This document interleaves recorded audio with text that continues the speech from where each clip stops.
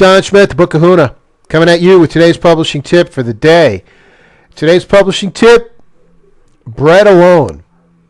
Now, about 12 years ago, I was working for a company, got laid off, started my own business, trying out the entrepreneur thing, first time ever, and got involved with a few companies, but one company in particular started to take up all of my time.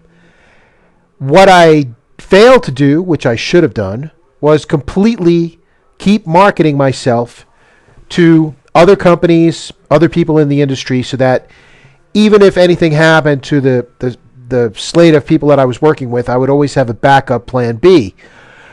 What ended up happening was this particular company decided that it was time for them to bring my functions in-house and hire someone under the corporate structure. So they did not want to have a contract position helping with their production manufacturing aspects, and I was left out in the cold. I ended up moving back to New York. A supervisor that I had in New York years ago had said if I ever moved back to the New York metro area, I should get in touch because I would have a job. Well, I got in touch. We went out for a great Italian lunch, and I did not get a job. So now I'm back in Long Island, living out on the East End with my mom, which is about 12 miles from Orient Point. Too far to commute to Manhattan to get to a publishing job. And still getting resumes out, calling people, talking to people, doing a little consulting here and there. When friends, basically of my sister, who owned a bakery, a huge factory in Bellport, the Wenners, offered me a position working in their maintenance crew. I took it right away, and I ended up working in the tool crib for Wenner Bakery, Wenner Goods, for the better part of a year and a little more. What I had to do as a tool crib guy, I had to drop tools, parts, anything that the mechanics on the floor needed to keep the conveyors rolling and keep the bread coming out of the factory.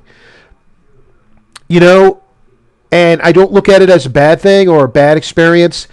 It was something that I had to do, and I'm not one who looks at taking handouts from the government as something that you have to do. I'm not saying anything bad about that, because everybody needs a little help every once in a while.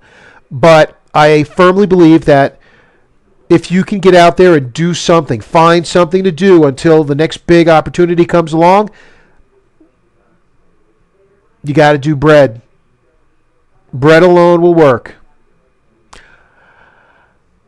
It was a humbling experience. It was a character building experience, and it helped me and still helps me to this day to keep everything in focus about what's happening in my own career and in my own life as I deal with hardships along the way.